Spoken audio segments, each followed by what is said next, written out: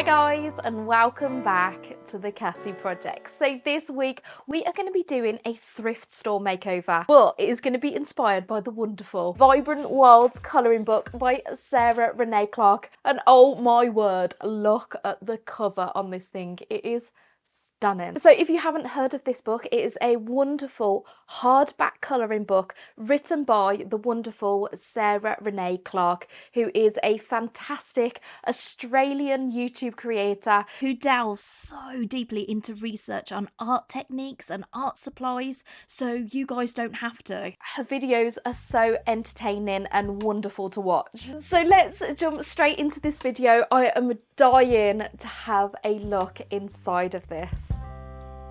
Oh wow. I mean, straight away you can see the quality of this paper. It's so thick and smooth. And then the quality of the print as well is absolutely stunning. I've just been so excited to see the style of the artwork that's going to be inside, and I am not disappointed. I love that she's got the image on the full page, and then she's got these mini versions on the other. Again, she's got this portrait and then the flowers going across on the other side. I really like that they kind of tie together. Oh, that is so cool. It's got like a full image on the 2-page spread. Oh, I just love it. The artwork is so beautiful. There is an art supply test page right at the back of this book, which is so handy. Now Sarah does actually let us know what art supplies that we can use in this book. She goes on to saying you can use a variety of different media, including coloured pencils, gel pens, water-based markers, acrylic paint markers, and even watercolour media. However, she does say that she doesn't recommend using alcohol-based markers because they do bleed through the page. I am going to have a little go with my alcohol markers just to see how much bleed through we get, and we do get some, especially when you're working on that colour a little bit. The Artex markers work perfectly on this paper as well. Let's have a little try with some watercolour. But while I'm up, I might as well show you our little baby puppies. How cute are they? Lola has just had 4 little babies, and oh my gosh, look at him. Look at him. He's just so cute and so happy. I'm so tired, but I'm so happy and in love. I'm going to keep him here with me because he's so darn cute, and I'm sure you guys don't mind. So straight away I can see the quality of this paper. The way that the watercolour sits on this page is just stunning. Obviously it's a lot smoother compared to like a rough type watercolour paper, but I tend to like smoother watercolour papers anyway because of the style that I go for with the line and wash. But yeah, straight away I can see that this paper is going to hold up to a fair amount of water. Isn't it? Yes it is. I'm so distracted by you now. You don't get much cuter than this, do you? I'll also do a quick test with my coloured pencils, and again they was just so smooth on this paper. And then I'm going to try my water-based markers. Now you'll be able to see the difference with these. They don't bleed through at all, whereas the alcohol marker, you can see it coming through, which would spoil that page. So I'll definitely be using the water-based markers over the alcohol markers in this book so we don't get that bleed through. After flipping through the book trying to decide on which illustration to colour in, there's just so many beautiful illustrations. I finally settled on this one. I've also decided to go in with my watercolour. I just thought that this needed this lovely wash of colour beneath it with the oranges and the yellows, and I've even added a bit of splat work on there onto the corner just to give it this kind of messy kind of look, and I really like it. I am so excited because next week we are going to be releasing my brand new product, and I am dying to show you guys. So do hit that subscribe button and make sure you come back for next week's video. I'll also update you guys on my website at thecassieprojects.co.uk. I absolutely love using watercolour when painting animal fur.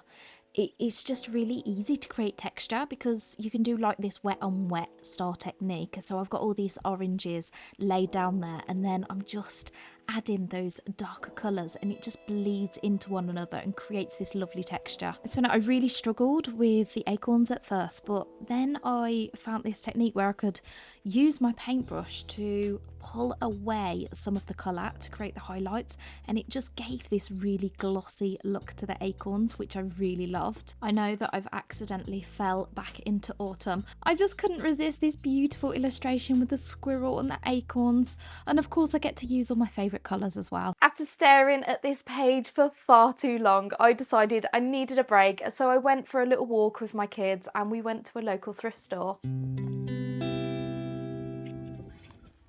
And I found this. So yeah, it just reminded me of the picture. I want you guys to let me know if you see what I see.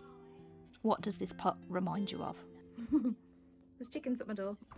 Hello. Where do you run? You're not allowed in. You're not allowed in.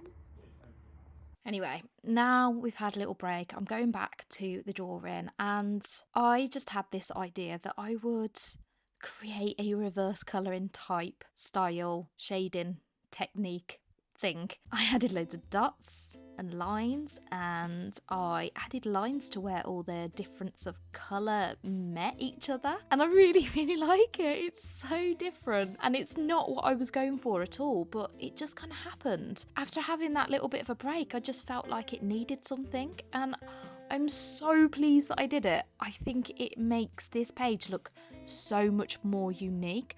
I loved adding the dark black to the edges. I like it a lot. I like it a lot. I even added some white lines to those black areas, and I just followed those lines across, and it was just so much fun. Did you see what I saw? An acorn. Do you think it looks like an acorn, or is it just me?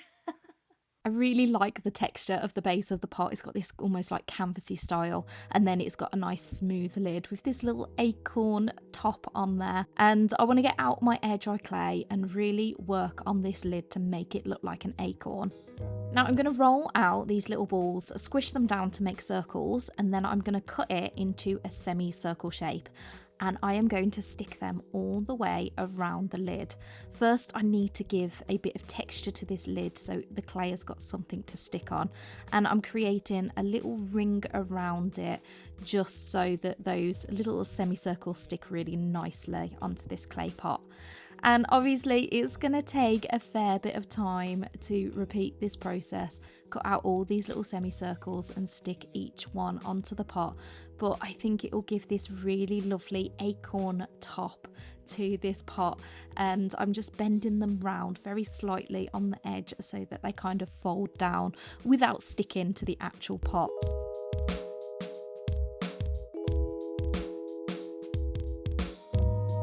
After much persistence and many semicircles later, I eventually reach the top, and I realise I've actually lost that little plipple thing that reminded me of an acorn in the first place, so I have to remake it. But look how cool that looks. I'm going to let that dry, and while it's drying, I'm going to colour in the other page. I am going to be using my water-based markers, not my alcohol ones, my water-based markers, because they don't have any bleed through. Obviously they're not as beautiful as the alcohol markers. You get that kind of streaky look to them.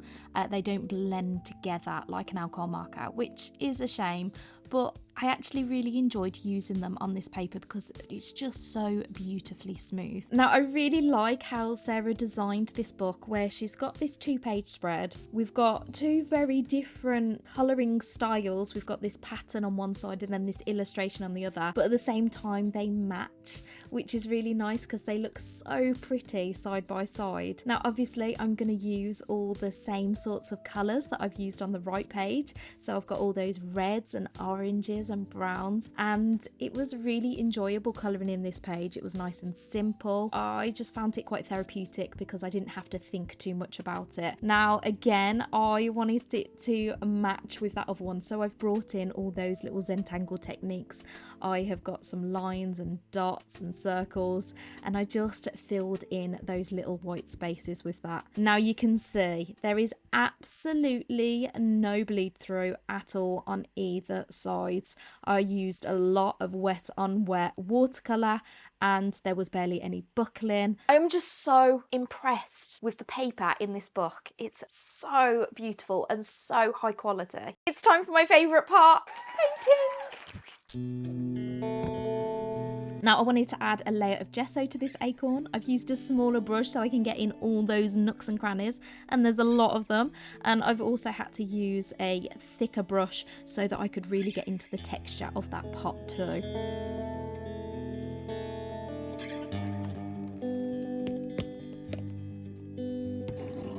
So I'm going to start underneath the lid, and I'm using the brown that was in the tube paint. I haven't mixed it at all, and it's this lovely, lovely deep dark brown. Now I am going to go in with some dry brushing a little later on, but first I want to make sure we've got this base down. I'm going in all those nooks and crannies, making sure everything is fully covered in this lovely deep dark brown. For the base I used the same brown, but I added some red into it to create this lovely chocolatey brown colour, because acorns always have more of a redder tone to the base part of the acorn. I'm going to let this fully dry before I go in with some dry brushing. So I've got this paintbrush. It's actually a kid's paintbrush, but it is perfect for dry brushing.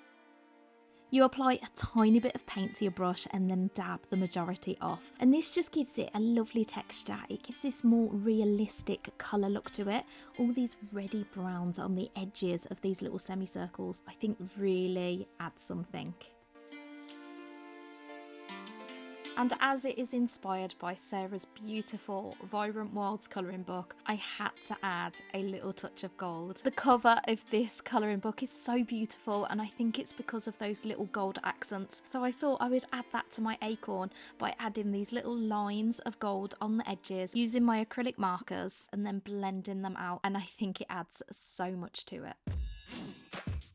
I'm going to add a glossy varnish to the whole of this pot, and here it is. Here is my thrift store makeover. I absolutely love doing thrift store makeovers inspired by some of my favourite books. I went quite simple with the thrift store makeover, but I really enjoyed it, and I think I've created something a little bit more classy. I will definitely proudly have this in my home. I absolutely adore this book. The quality of it is absolutely stunning. The illustrations are just delightful, and yeah, I definitely recommend it to you guys. I think it is definitely worth the price tag. Let me know, guys, if you would like to see more colouring book videos, if this is something that you enjoy. Do carry on watching some more videos over here. I will pop in a binge-worthy playlist for you to enjoy. Thank you so much for watching, and I will see you soon. Bye.